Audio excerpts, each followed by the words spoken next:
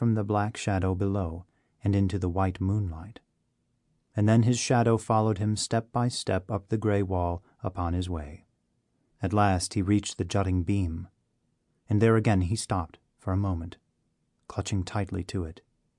The next he was upon the beam, dragging himself toward the window of the bartizan just above. Slowly raising himself upon his narrow foothold, he peeped cautiously within. Those watching him from below saw him slip his hand softly to his side, and then place something between his teeth. It was his dagger. Reaching up, he clutched the window-sill above him, and with a silent spring seated himself upon it. The next moment he disappeared within. A few seconds of silence followed, then of sudden a sharp gurgling cry broke the stillness. There was another pause of silence. Then a faint, shrill whistle sounded from above. "Who will go next?" said the Baron. It was Hans Schmidt who stepped forward. Another followed the arch up the ladder, and another, and another. Last of all went the Baron Henry himself, and nothing was left but the rope ladder hanging from above, and swaying back and forth in the wind. That night Schwartz Carl had been bousing it over a pot of yellow wine in the pantry with his old crony Master Rudolph, the steward, and the two, chatting and gossiping together, had passed the time away until long after the rest of the castle had been wrapped in sleep. Then, perhaps a little unsteady upon his feet, Schwartz Carl betook himself homeward to the Melchior Tower. He stood for a while in the shadow of that doorway, gazing up into the pale sky above him at the great bright round moon that hung like a bubble above the sharp peaks of the roofs, standing black as ink against the sky. But all of a sudden he started up from the post against which he had been leaning, and with head bent to one side stood listening breathlessly, for he too had heard that smothered cry from the watchtower. So he stood intently, motionlessly, listening. But all was silent, except for the monotonous dripping of water in one of the nooks of the courtyard, and the distant murmur of the river borne upon the breath of the night air. "Mayhaps I was mistaken," muttered Schwartz Carl to himself. But the next moment the silence was broken again by a faint, shrill whistle. What did it mean?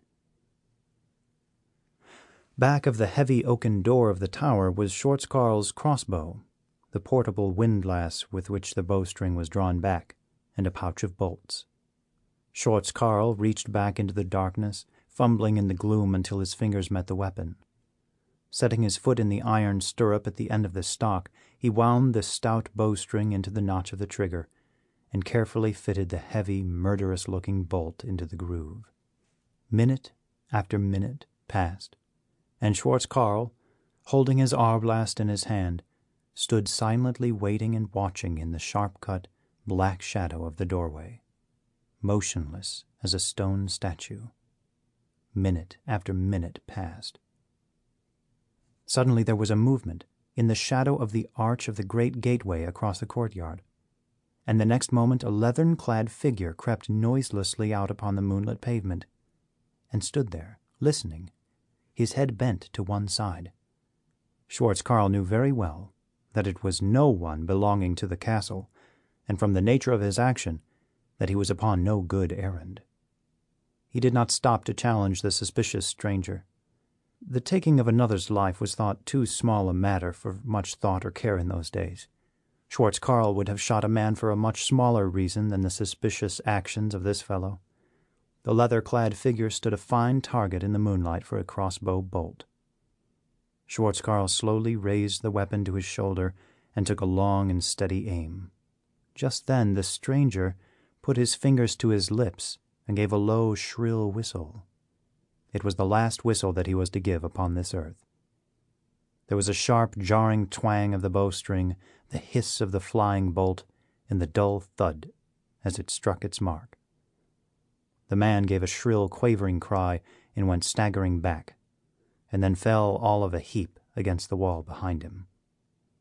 As though in answer to the cry, half a dozen men rushed tumultuously out from the shadow of the gateway, whence the stranger had just come, and then stood in the courtyard, looking uncertainly this way and that, not knowing from what quarter the stroke had come that had laid their comrade low.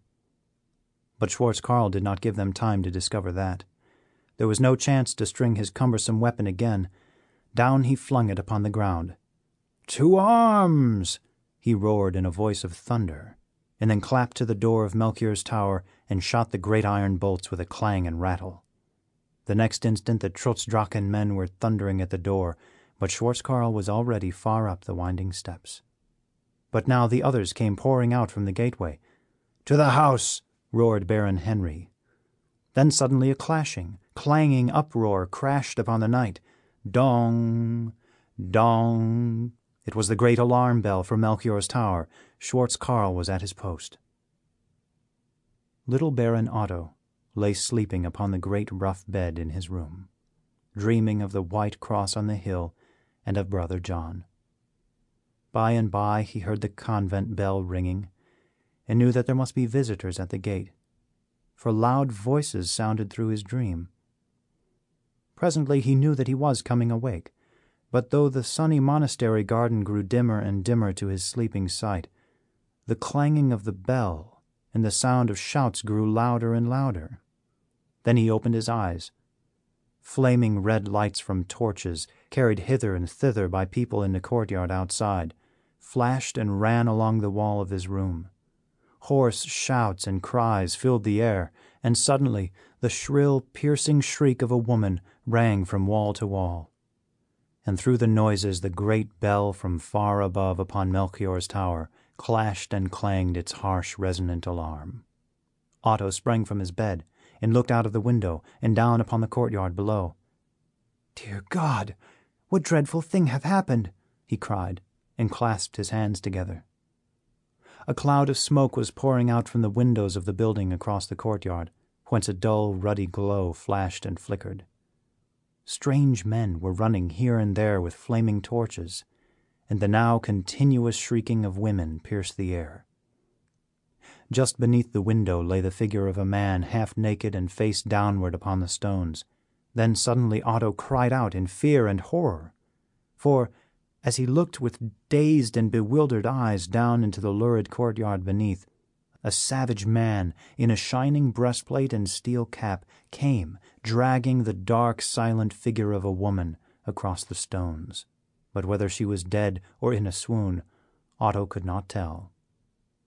And every moment the pulsing of that dull red glare from the windows of the building across the courtyard shone more brightly, and the glare from other flaming buildings, which Otto could not see from his window, turned the black, starry night into a lurid day. Just then the door of the room was burst open, and in rushed poor old Ursula, crazy with her terror. She flung herself down upon the floor and caught Otto around the knees. "Save me!" she cried. "Save me!" As though the poor, pale child could be of any help to her at such a time. In the passageway without shone the light of torches, and the sound of loud footsteps came nearer and nearer. And still through all the din sounded continually the clash and clang and clamor of the great alarm bell. The red light flashed into the room, and in the doorway stood a tall, thin figure, clad from head to foot in glittering chain armor. From behind this fierce knight, with his dark, narrow, cruel face, its deep-set eyes glistening in the light of the torches, crowded 6 or 8 savage, low-browed, brutal men, who stared into the room and at the white-faced boy as he stood by the window with the old woman clinging to his knees and praying to him for help. "We've cracked the nut, and here's the kernel," said one of them who stood behind the rest, and thereupon a roar of brutal laughter went up. But the cruel face of the armed knight never relaxed into a smile. He strode into the room and laid his iron hand heavily upon the boy's shoulder. "Art thou the young Baron Otto?" said he, in a harsh voice. "Aye," said the lad, "but do not kill me." The knight did not answer him. "Fetch the cord hither," said he. Drag the old witch away.